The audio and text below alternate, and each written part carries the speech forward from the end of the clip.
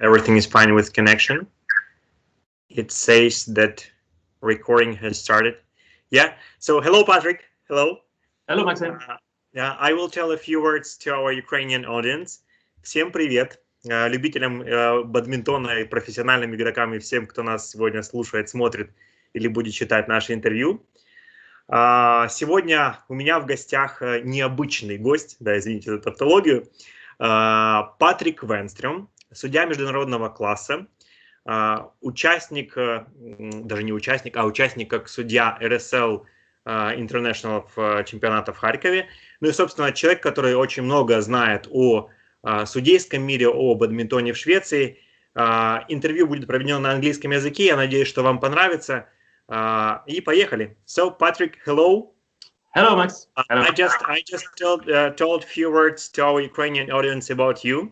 We'll also tell it in English, so you will probably add, yeah? So, Patrick, you are a professional umpire, certified according to European Badminton Association, yeah? Representative of Swedish badminton. And you've been playing, actually, badminton, and you are in badminton for more than 40 years for the moment, and took part in as an umpire in 2 or 3 times in international Kharkiv RSL Open, yeah? Ukrainian Championship. Can you please maybe add a few words to our audience so everyone will understand more about you and to know about you? Well, what do you want to know? I'm from Sweden, live in a small town in Simrishamn, it's called. I've been playing badminton since the autumn of 1971. 1971. Yeah, so it's a lot of years ago. I was brought to the badminton hall by my parents because they worked in the club. My father was the treasurer for about 40 years in the club, and my mother was the secretary in the club. So I was born into badminton, more or less. So it's like a family deal, yeah, family business. Yeah, more or less. I know it's like that for many badminton players or many people working in badminton. They have been born into it, more or less. 40 plus, or even it's around 50 years, and now you've been umpiring. Yeah, how did you come to the point when you decide to be umpire?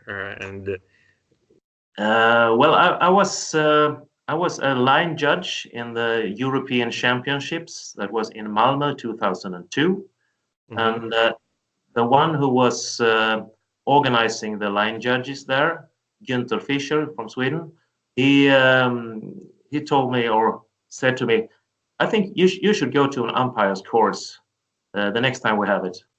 So I went to an umpire's course in the autumn of 2002, and he was my teacher there and became my mentor, more or less.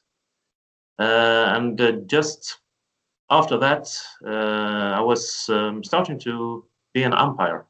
Yeah, you know, I always thought that being umpire, it's something really very boring, because you are just sitting and you are just watching how everyone is playing, and you also want to play. What are pros, or why do you like the umpiring, and why every who is watching right now us have to be motivated, or what's the reason to become umpire? How do you think? Well, you have the best seat in the hall. Yeah. You can watch the play from the best seat in the hall, and I know that I know every umpire, they love the badminton, the game, and they love the tension and the speed and what is happening on the court all the time. So it's more about feeling, yeah, about feeling the game. Absolutely, it's not just keeping the score. It's not like just telling the score. It's you feel the game all the time, and that's why it's so interesting for us, I think. So it's not more about like statistics, yeah? Because I had also one question for you when I thought about our interview about the role of umpire. You know, when you're watching football, for instance, yeah, you see that sometimes umpire or judge can really change the course of the game, because if it's scored or not. And what's happening in the case of badminton? What's your role? Do you feel that you're somehow engaged and you can influence the score or interact somehow with players? It's more about statistics, controlling the game, or how do you think? We're not there to change anything. We're just there to see to that the players, they play according to the rules, and if they play according to the rules, we cannot change anything. Yeah, clear. And the only thing that can happen is a line call, maybe that it might be wrong, but nothing else. We are there to assure that the players, they play according to the rules, and we know the badminton, that is for the players. It's not for us. Yeah, well, I'm asking because sometimes when everyone watch some matches, and badminton is a game of emotions. Yeah, two players meeting each other, and sometimes they try to share these emotions with umpires when they are discussing some solutions or behavior or so on. So how often did you had such situations when you had to interrupt, and do you feel sometimes pressure from the side of players or not? And how do you feel that? The players, they always try to influence you and make you judge in their favor, of course, but that is not allowed. If a player tries to influence umpire or a service judge or a line judge, then they are doing something wrong, and they will get a card, a yellow card or a red card. So that is not allowed. Can you remember, or can you just tell about the worst match from that point when you had to show someone red card or a yellow card? Did you have such chances in your practice? It's not a chance. It's a failure if you use a card. It's not a chance. No, yeah, okay. No, because if you start to use the cards, then you are losing the game. You're losing the match. You should always try to not use any card at all as an umpire, because you need to have try to get the players in a very friendly atmosphere, so that will not happen. Of course, some brains will boil in the players. That happens. I know that, especially in the third game, late in the third game.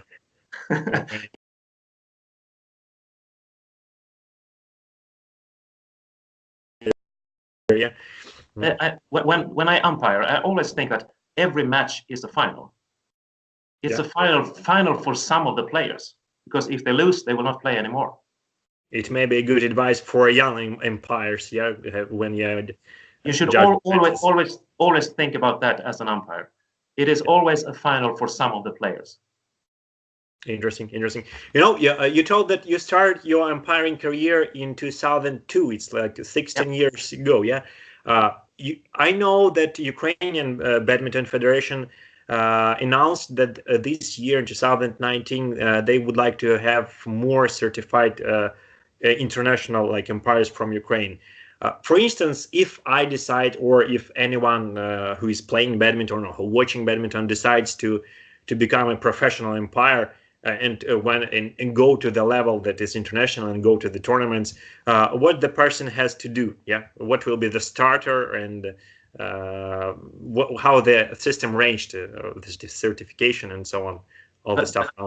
There is many levels of umpiring. You start to take a course. Here in Sweden, I can only speak about how it is working in Sweden. I think it's more or less the same in all countries in Europe. You start as a club umpire, take a course for that. You learn the rules and how to use the score sheet and to tell everything. And then you have something called district umpire here in Sweden. It's when you are allowed to umpire more matches in a larger district, of course. And higher up to I think it's to the Swedish, to the national championships and quarterfinals there, I think. Uh-huh. And then you have the national grade umpire. Then you're allowed to umpire everything in the country. Mm-hmm. And then after that, you have when you become a national umpire, you have the opportunity. Some of them have the opportunity to be an international umpire and go to an international tournament, like on the Badminton Europe Tour. Mm-hmm. And there are 3 different levels on that also. And then when you have been an international umpire for some time, the Badminton Association in the country, they decide if you are good enough to go to an umpire's course for Badminton Europe. Mm-hmm. And then they will have some a course there and some tests. And then after a while, you can be recommended to go to an assessment for accreditation on Badminton Europe level. Yeah. And then you work as an accredited umpire, Badminton Europe umpire. And then after a while, you can have the chance to be a certificated Badminton Europe umpire. Oh, long way. Yeah. Oh, yeah, that's five steps at least to become a certificated Badminton Europe umpire. Then after that, there are 2 different levels too, to become BWF accredited and BWF certificated umpire. That's the highest level you can get in the world. Then you're allowed to umpire the World Championships and the Olympics also. In the Olympics, yeah. And so your current grade is allows you to be umpire at all European tournaments, so like top level, yeah. For the moment, I'm certificated Badminton Europe umpire. Yeah. Yeah, and for instance, if I decide to walk these paths, how long it can take for me to get to the level of certification, or it depends on national federations? Yeah, of course. It depends on the start you get and how much training you get, and if you have a good mentor and they are pushing you forward and letting you go to many different tournaments. But realistic, from starting from scratch and go to Badminton Europe certificated, I would give it 7 or 8 years. 7, 8 years, yeah. Yeah, so that. Like becoming professional in badminton player sometimes may take less, yeah, than becoming professional in umpiring, yeah, because everyone wants to sit in the center. Yeah, of course. Question is the following. Yeah. You wanted to add? Yes, please. No, it's hard training on both sides, both for the players and the umpires. Yeah, we need to train a little harder also. A little harder, yeah. Question is the following: with all that changes, like technical changes, when there is equipment that registers outs or everything that is not is related to statistics, yeah. How the umpiring has changed from that point when everything that technology was introduced to badminton? Did you feel that something changed in your job, or did it change much, or what will be the role of umpire maybe in 5-10 years? Will be there like a position of umpire exactly? Because I think so. I think it's quite difficult to take away the manual work for an umpire. The only thing the only thing we use now is the IRS system, instant replay system, or the Hawkeye as it's called in tennis. That is used on the big tournaments. I have not used it yet on a Badminton Europe tournament, but that is a help for making it a fair play. But I don't think you can have any other technical equipment to see if there is a touch on the racket or a touch on the clothes or something like that. And you need an umpire also to calm things down on court. Yeah, that emotional part. Yeah. It's an emotional game, of course it is. So, but recently we had a change about the service height. Now it's 115, 1 meter 15 centimeters from the floor. Yeah. So that has changed. We use a new equipment for as a service judge to check if the service is over, Correct. or if it's correct or not. Yeah. So Okay. That has changed. Final question in the section of umpiring. Your piece of advice to our young Ukrainian umpires, maybe like top 3 from an experienced umpire, Patrik Wennstrom. The first, if you want to go forward as an umpire, you mean that? Yeah, sure. Any piece of advice that you would like to give going forward for developing your skills in this way. Yeah. As in everything, I think the first thing you should think about is just watch and learn, and always be fair. Yeah, of course. And then, that's a difficult one. Yeah. What I have been told many times is just adapt to the situation. Adapt to the situation. Maybe the question about that control that you tell, you have to control the game from the very first second. You have to do not show that yellow or red card. What's your secret of controlling the game, the match? Maybe you can share something. Or it's more about you, like a personality or making right decisions. So, sometimes it's about personality. I think so. Yeah. There are some or the approach to the game. I think if you are quite calm and relaxed and you show that you know what you are doing, then you don't have so many problems. If you're very tensed and a little nervous, of course we are nervous. Everyone is nervous when they are umpiring, more or less anyway. But if you show that you are nervous, then of course you lose the game. You will get that, yeah. Yeah. Then will have some problems, yeah. Doctor, okay. If I have some more questions about the umpiring, I will ask you. Thank you very much, Patrik. Of course.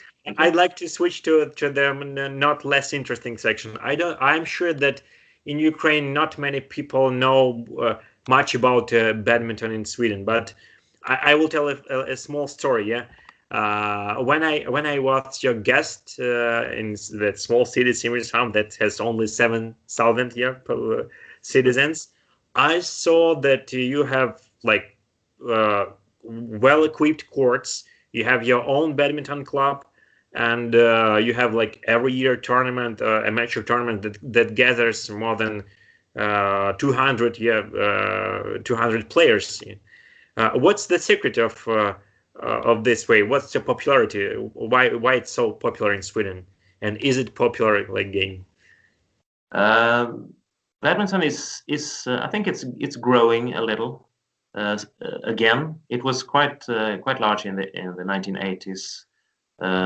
We had a lot of players, a lot of good players in Sweden also, and now we are improving again. We had a little.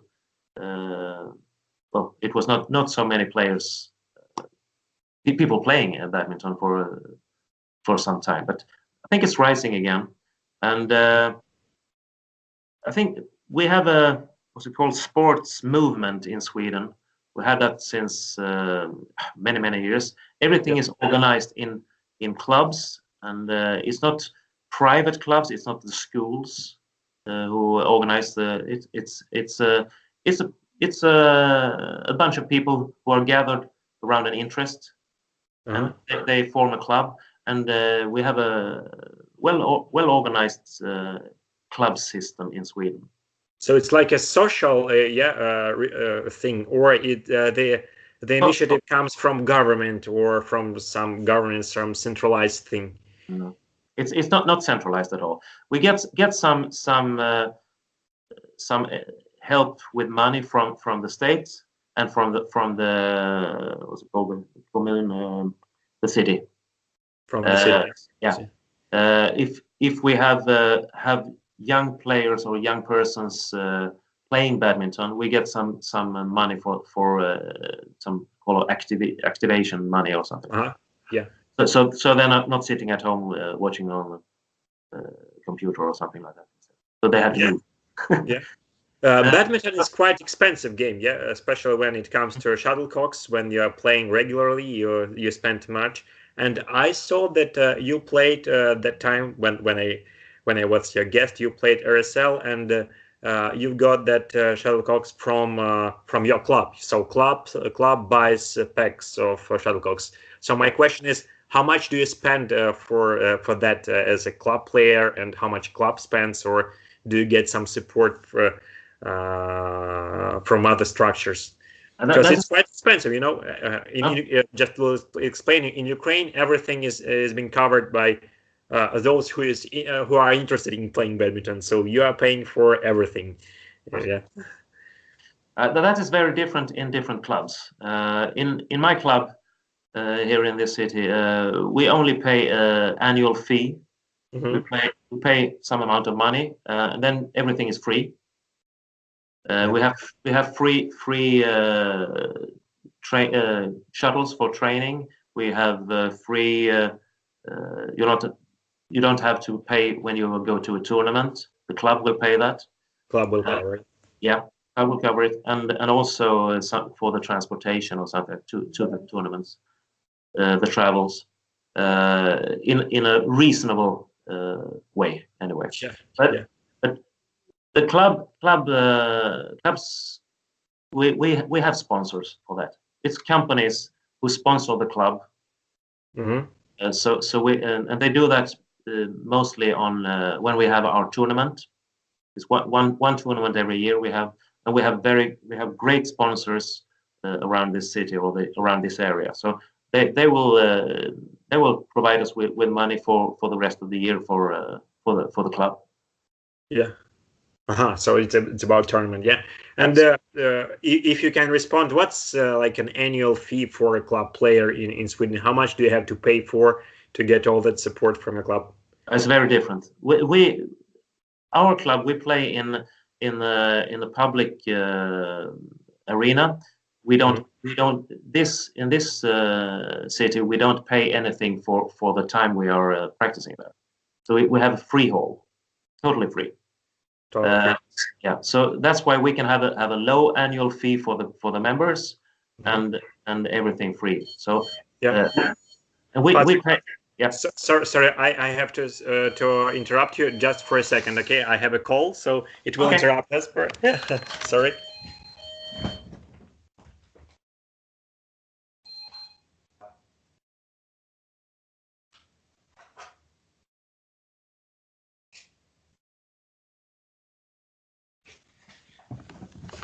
So yeah, I'm getting back. I'm already here. Welcome back.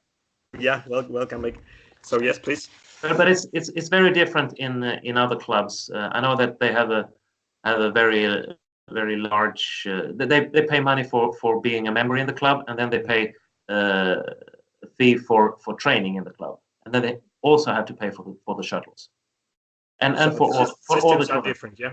Yeah, it's very different from all clubs, or in all clubs. Yeah, interesting. The question is the following: taking into account the popularity of sport, because I think that if such a small city like 7,000 can gather the tournament that collects 200 plus players, why we do not see like Excel sons from Sweden? Yeah, because you can just cross the bridge and go to Denmark, and when you're in Denmark, you have world champions, you have much players. Sweden is very close to Denmark. Why don't you have such big stars for the moment? Some parts of Sweden is close to Denmark. The rest of Sweden is not far away from Denmark anyway. This area where I live in the south of Sweden, we are close to Denmark. But I think there is some exchange between the clubs in the south of Sweden and Denmark. I know a lot of Swedish players, they play in the Danish league, and some of the Danish players, they play in the Swedish league. Yeah, and so it's like an exchange, yeah. Yeah, I think so. So I've seen a lot of really good players from Denmark playing in Sweden now. So there is some exchange. And now in Sweden, it's also allowed to represent both a Swedish team and a foreign team. That was not allowed for many years. Yeah. So you had to make a choice: play in the Swedish top league or play in another league in another country. So and you couldn't mix that, at some point, yeah. But now we can. So yeah, interesting. Now I know that we have also some in Ukraine tensions between like Ukrainian Federation and some players that would like to play abroad for some foreign clubs, because when the player gets called from the federation for like a gathering for training sessions, and they have also some responsibilities with the clubs, and sometimes it appears. What do you think about Ukrainian badminton, Patrik? What do you think about our youngsters? Because I'm sure that you saw many young players in Kharkiv when you were umpire at our tournament. Yeah, I think you have some really good top players in Ukraine already. Of course, you have a few who have played the Olympics also. Sure. That is quite hard to get to the Olympics. To qualify, not so many Swedish players go there. But I've been to Kharkiv International twice now, 2 times. Yeah. And I've seen something is happening. There are some really good young players coming. I think it looks good. It looks really interesting, and I hope they will develop and go to and have the possibility to go to European and Asian tournaments also. To get more experience, Yeah. Mm-hmm. It takes a long time to get to the top anyway. Yeah, I've been also only one time at a tournament in Kharkiv, and there was only one thing that disappointed me. A big hall, big tournament, many players, many umpires, really well arranged, but very few spectators just came to the hall. How about in Sweden? What's the recipe of getting more popularity to badminton? Maybe what can you advise to Ukrainian Badminton Federation in this from this point of view? Actually, nothing. Actually, nothing. Because thank you very much. Thank you very much. It was nice interview, Patrik. Let me explain. Because when I was at Swedish Open in Lund now in January, at the umpiring there, and there was no spectators at all. Yeah, really? Yeah. So we are not alone here in Ukraine. No, you're not alone. I think you even have more spectators in Kharkiv than we had in Lund this time. Yeah, really? That's very sad to admit it, but I think it's like that. I think there was only when we had the finals on Sunday, there were even Swedish players in that final session. I think couldn't be more than 50 people in the stands. So it's a little sad. Yeah. But in some places, but it depends on where in Sweden you are. Mm-hmm. I've been to a few different places in Sweden umpiring this tournament, and some places you have quite good bunch of spectators. So but that if to compare, Lund, as far as I know, has around 300 or 200,000 people. The population of Lund, and Kharkiv is around 1 million. So your 50 has to transform to our 5,000 or 500, at least. So Patrik, as far as I know, you are going to be umpire at Kharkiv International also in 2019. Yeah. I got an invitation last time when I was there, but I haven't responded yet to it. It needs to go to the proper way, and we have an official invitation from your association to my association. So maybe I will be there. I don't know when it's in the beginning of September or something like that. Yeah, it's usually in September or end of August, something like that. So I am sure that after this interview, everyone will be even more happy to see you at our tournament. So it will be a pleasure. It will be a pleasure to come to Ukraine again. Great. I love the tournament. It's been there twice, and it's improving every time. I see big difference, and it's very well organized. Everything is working very fine. So I will be happy to come there again. Great, great. So we'll be happy to see you there again.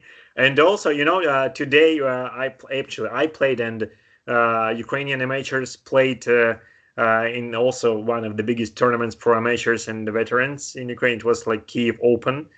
And I would like also to invite you for the next year, because I know that you love this game, and if you find the time and if you have a chance, I'm sure that many Ukrainian players will be happy to play against Swedish representative of Sweden, because we had some guests from Romania, Moldova, okay, but not from Sweden. Okay, not yet, and perhaps next year. We'll see. Next year. Yeah. So I will remember that phrase, perhaps next year. Perhaps next. Okay, I will not say that I will be there, but it will be a pleasure to come there also. And I still play some. I've had a break for a while, but I will be back on court again.